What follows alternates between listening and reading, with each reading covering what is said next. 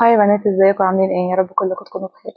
النهارده عندنا فيديو جديد هيكون عن المنتجات اللي انا بستخدمها الفتره الاخيره لشعري.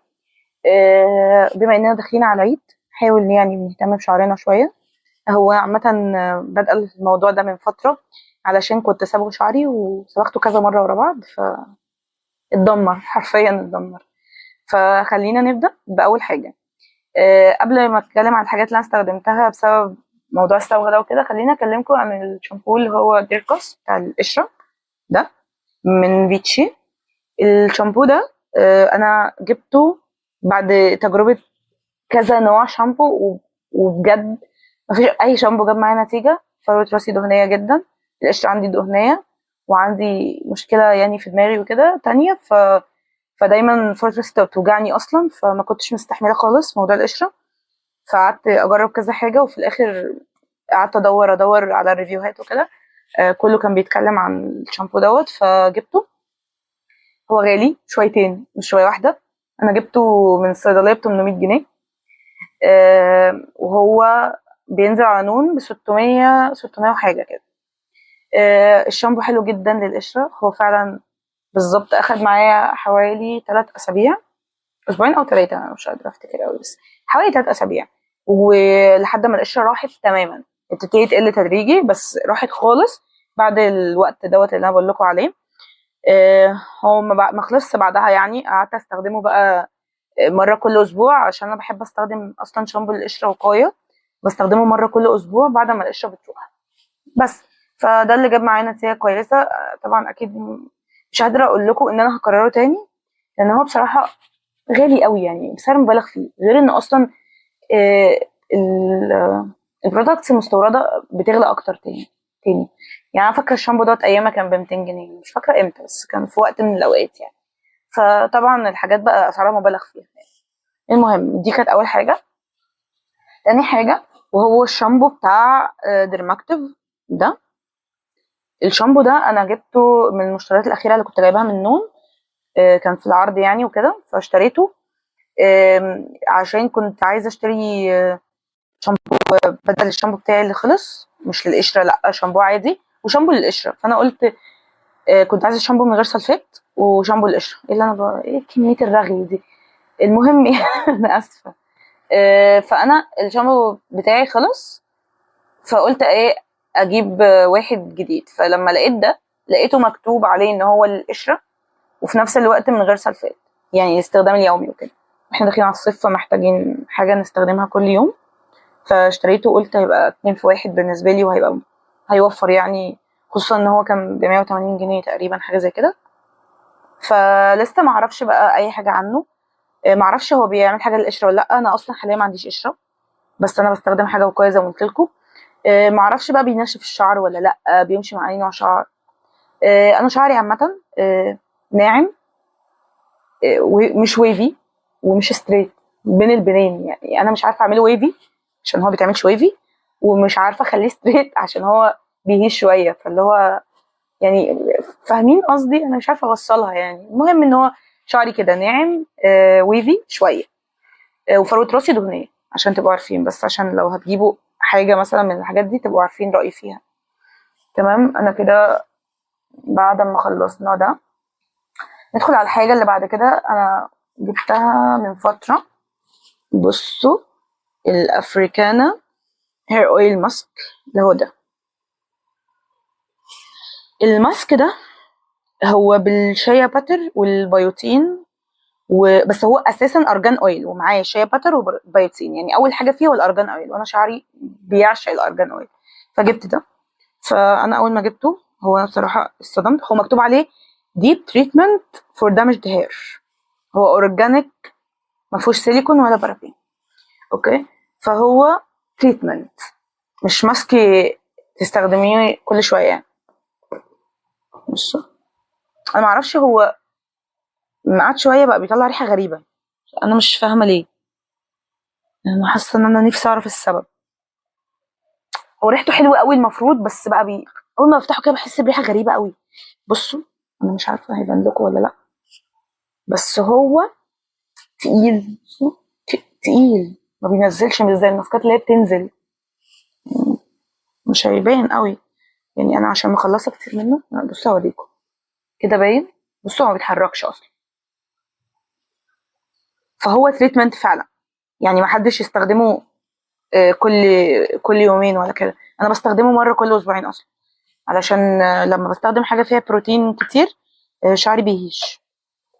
غالبا بروتين شعري عالي يعني. غالبا يعني، بحاول اعرف الموضوع ده بقالي زمن. مش قادره والله. بصوا، بما اني بقى بستخدم ده كل اسبوعين، فاكيد محتاجه حاجه استخدمها على طول مع الشاور. جبت ده اللي هو الو ايفا ده. بص يعني مفيش حد ما بيقولش عليه انه تحفه، فقلت يلا خليني اعمل ده. هو بينزل على نون ب 70 جنيه، بحاجه و60 جنيه. انا كنت جايبه ب 63 جنيه، حاجه زي كده. فاللي هو رقم حلو يعني، ده 250 مللي يعني، ف 250 جرام. مش عارفه مش بالملي ده. المهم جبته و مش عارفه في ايه هنا. مش عارفه. جبته وبعدين طلع تحفه. انا كنت مجربه واحد شبهه، كان بالجوجوبا ولا بالارجان، انا مش فاكره، بس هو ما كانش بالصبار يعني. حسيت ان هو واخد ضجه اوفر قوي وما عملش معايا اي حاجه بصراحه. بس لما جبت الصبار هو طلع فعلا تحفه يعني. هو ده عجبني قوي، اللي بالصبار ده حلو جدا جدا جدا. جيبوه يا جماعه، هو اصلا رقم اهبل يعني. هو تخيلوا، خشوا جيبوه من على نون هتلاقوه ب 70 جنيه. هو اصلا بيتباع بره مش عارفه بكام، بس هو ارخص على نون يعني. فهاتوه من نون، كده كده رخيص يعني. بس مش عارفه معانا ايه تاني. الحاجه اللي بعد كده هو هكلمكم عن الزيوت دي. بص عشان ما جربتهاش كتير قوي يعني، استخدمتها 3 4 مرات كده، بس هما لذاذ يعني. بصوا، هي الزيوت اللي هي بتبقى من حواج ده. حواج دوت بيتباع عند اي عطار عادي، هتلاقوا عنده الزيوت دي. بصوا، انا جايبه زيت الارجان، زيت الجوجوبا، وزيت الروزماري. بصوا خلينا متفقين ان زيت الارجان هو استحاله يكون اورجانيك من غير ما يبقى متضاف له حاجه، لان زيت الارجان اصلا غالي جدا جدا يعني. انا كنت جايباه قبل كده بيور من جروب كده بتاع حد مغربي، كان اغلى من كده بكتير. تمام، فده مش اورجانيك يعني. هو ده اكيد متضاف له حاجات، بس هو حلو يعني. هو مش مضر للشعر ولا حاجه يعني، هو مش متضاف له حاجات تضر الشعر. لا، هو طبيعي عادي، بس بيبقى متخفف بزيوت اكيد منقله يعني وكده، علشان هو غالي قوي وتقيل، فاهمين؟ فهو لا، هو مش بيبقى كده. دوت والروزماري واللي هو الجوجوبا، دول انا جبتهم. انا مش فاكره بكام، بس هم على فكره رخاص قوي. هو غالبا الواحد ساعتها، هو العطار حسبولي ب 25 جنيه تقريبا الازازه. تخيلين رقم حلو ولذيذ، ومش لازم تروحوا تجيبوا اغلى حاجه في الوجود، عادي شغالين. انا كنت بستخدم انواع تانية حمامات زيت جاهزه اصلا. كنت كنت بستخدم بتاع بريز، كان حلو قوي كنت بحبه. بس قلت دول جنبي كده وجبتهم وانا معديه يعني في السريع، قلت نجرب يعني. هو انا استخدمتهم مرتين او 3، وبيبقوا حلوين جدا وبيسيبوا الشعر لذيذ بعدها يعني، كحمام زيت. تمام، ما تسيبوش وقت طويل قوي يعني، ساعه بالكتير، واغسلوا شعركم على طول بعدها. ما تنسوش تستخدموا ساعتها شامبو فيه سلفات وبعدها شامبو عادي من غير سلفات يعني. اعملوا دبل كلينزنج عشان اصلا فروه الراس تنضف من الزيوت كويس، عشان ما تعملش قشر. تمام. آه نيجي بقى لاخر حاجه في الفيديو كله، عشان بس ما نطولش قوي، احنا طولنا اصلا. انا كنت مشتريه السيرم اللي هو بتاع كاتاكسي، اللي هو ده. انا اصلا كنت عايزه سيرم يكون فيه زي اللي هو الحراره يعني. فانا كنت عارفه ان ده المفروض كده يعني، مع ان انا مش قاريه عليه الحوار ده قوي، بس ما علينا يعني. المهم، السيرم ده حلو قوي قوي قوي بجد، جميل. ريحته بالنسبه لي معديه. انا تقريبا بحبه بسبب ريحته. تمام. هو بيرطب الشعر حلو وكل حاجه، بس هو سيرم. هو مش بيرطب بالمعنى يعني، هو بيحفظ الترطيب لو انتوا حاطين ليف ان او حاجه، فهو بيعمل ده. بيقلل الهيشان والكلام ده كله. بس اعتقد ان هو زيه زي اي سيرم يعني، هو مش بيعمل حاجه زياده غير ان هو ريحته حلوه قوي يعني. بصوا هقول لكم على حاجه، هو ده بينزل غالي. انا كنت جايباه في عرض، يعني كان نازل عليه خصم، مش عرض بالمعنى، كان نازل خصم عليه على نون، كان ب 380 جنيه تقريبا، وهو اصلا بيتباع باين ب 400 وحاجه ولا 500. فعلى سيرم لا اعتقد انه كده غالي. كان في سيرم انا كنت بستخدمه من فتره، انا مش فاكره اسمه دلوقتي، هبقى افتكر لكم ايه الحاجات اللي انا كنت بستخدمها وكانت عجباني قوي من فتره كده، واعمل لكم فيديو عنها. عشان مش فاكره اسمه بصراحه. وكان بيقضي الغرض وبيقوم بنفس الحاجه، وكمان احلى من العادي، وكان تحفه يعني.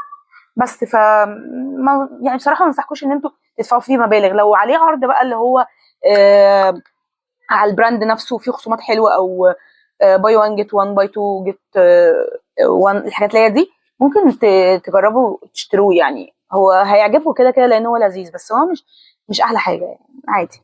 تمام. بس لحد هنا الفيديو بتاعنا يكون خلص. معلش طولت عليكم شويه في الرغي. ما تنسوش تعملوا لايك وشير وسبسكرايب، وفعلوا زر الجرس عشان يوصلكم كل الفيديوهات الجديده. واشوفكم الفيديو الجاي ان شاء الله. باي باي.